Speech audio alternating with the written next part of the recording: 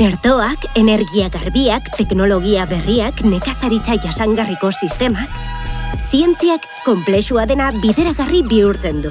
Eta gure bizimodua hobetzen duten irtenbide berriak sortzen ditu. Baina hori ez da hala beharrez gertatzen. Pauso txiki guztien atzean hainbat ikerketa talde daude. Urte luzez erantzukizun zehaztasun eta etika handiz lanean aritzen direnak.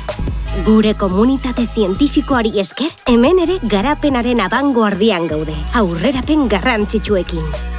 Minbiziaren aurkako tratamendua intzindariak, konputazio kuantikoari buruzko puntako ikerketak, edo energia iturri garbiak aprobetxatzeko sistema alternatiboak.